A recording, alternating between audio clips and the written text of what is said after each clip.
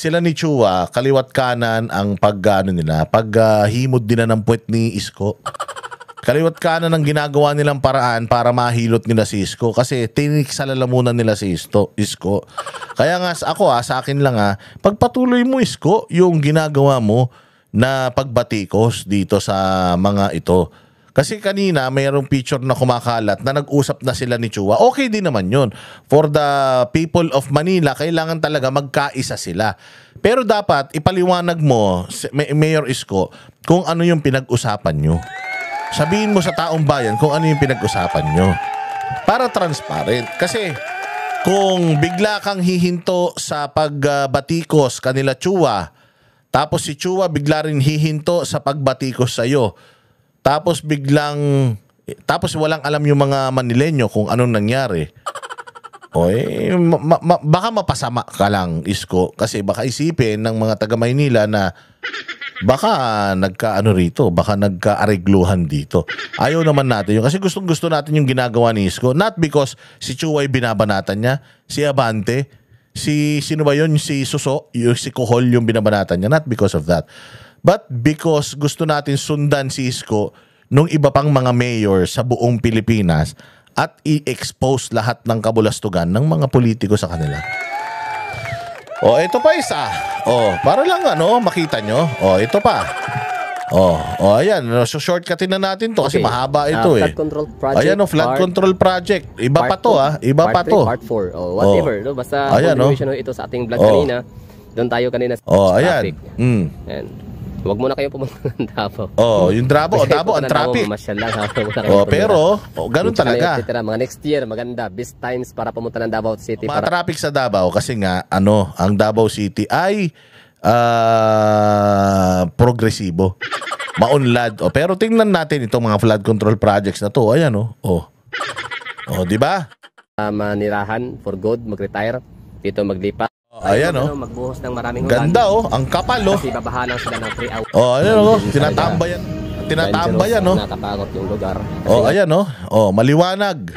Saan ka makita ng flood control project may pailaw? Ang inang yan.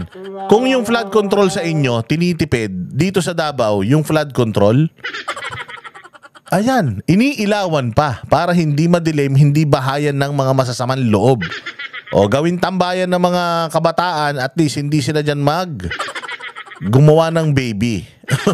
Yan, pwedeng daanan, pwedeng access road, pwedeng tambayan, bawal lang magmahalan. Pero tingnan mo, di ba? Dito, tinutusok lang yung bakal, kompleto na yung project.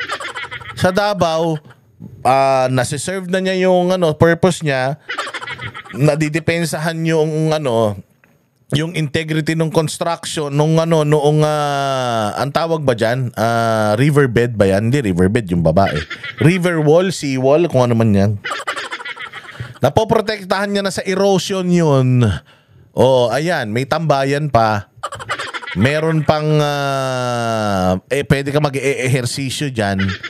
May pailaw pa. Saan ka naman? Hindi na kayo nahiya. Visit kayo. Dito, pag madilim, nakatakot pag madilim dahil sa ito ayan ang liwanag. Tangin na saan ka makakita ng ganyan? Ang liwanag sa Ilocos nga may mga barangay pa dun, wala pang ilaw. Dito kalsada lang, flood control lang, may ilaw. Diba? Saan ka naman? Davao lang yan. Ito na tile ay yung flooring ay hindi yung simento, konkrito na style, kundi para siyang brick road, brick style, diba? Ayan di ba? Di may tambayan pa yung mga tao. Meron silang kinakalatan. Saan ka pa? May parkingan pa yung mga bangka. May ilaw pa. Walang bayad diyan Yung ilaw na yan, nang babayad diyan, yung lokal na pamahalaan. Saan ka pa? Di ba? Ayun, ito yung pinakadulo. May pailaw pa din. Ayan. Ayan Guilt is personal, yes. Di ba? Maglinis kayo dyan medyo madumi. Nakakaya kulitan at ang huli lang, pinakabago, pinakalitis na yung ab inisyo o mga ganun So lahat ba yun yung mga ganun? Andun ba yun? So wala din niya makasagot. Sabi kanina simple pang tanungan na ngayon, parang mas mahirap.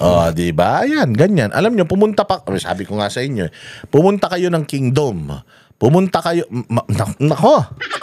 Di lalo na, kapag kayong Kingdom na yan, nagbukas, first yan sa buong mundo, biggest indoor arena in the whole world. Nasa Davao, yung compound ng KOJC, walang kable na pwede ka magsaranggola. Yung mga pride nyo na matataas, pwede nyo doon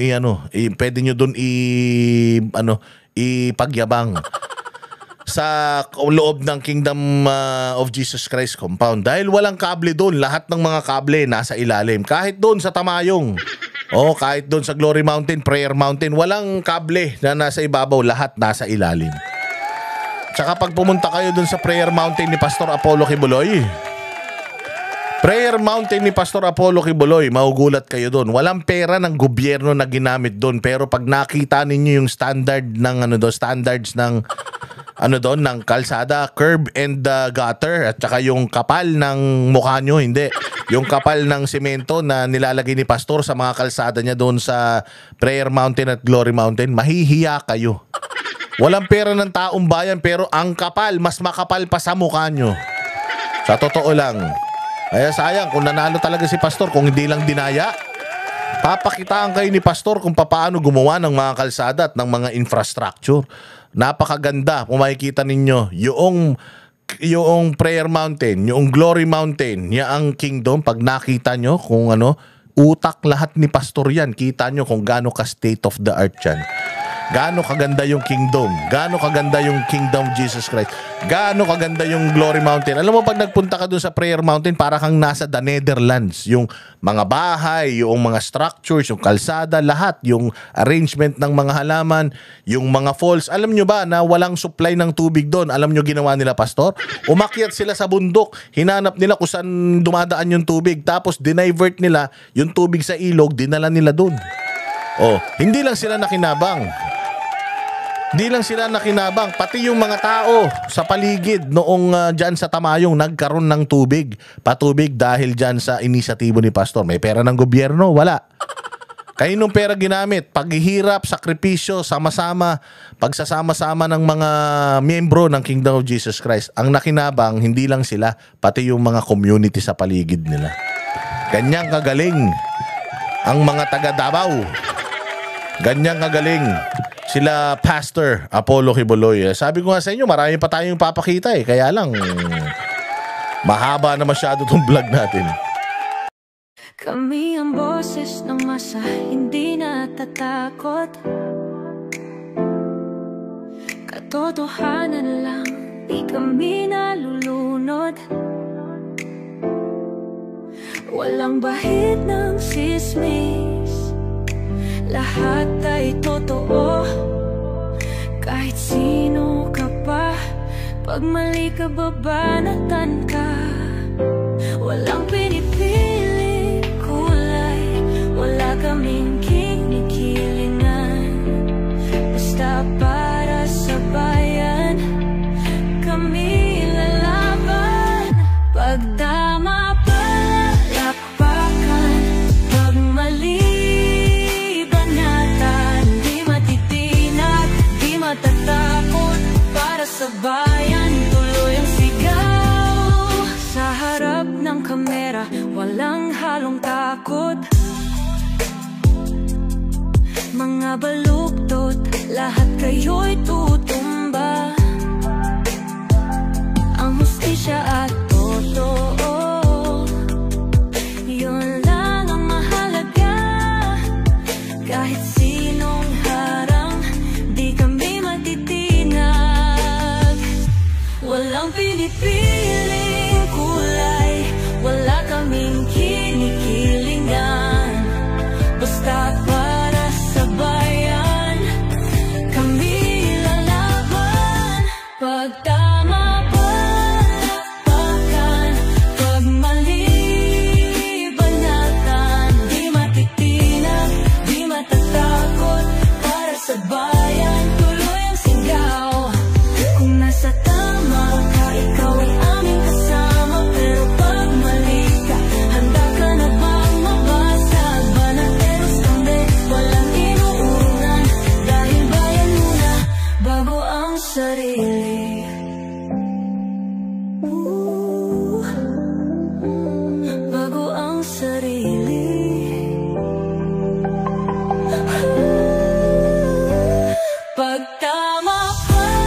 palakpakan.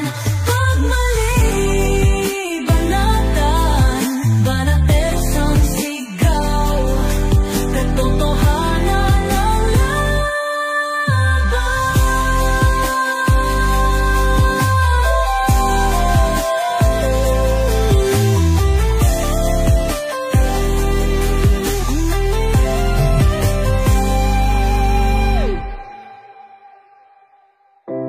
Sa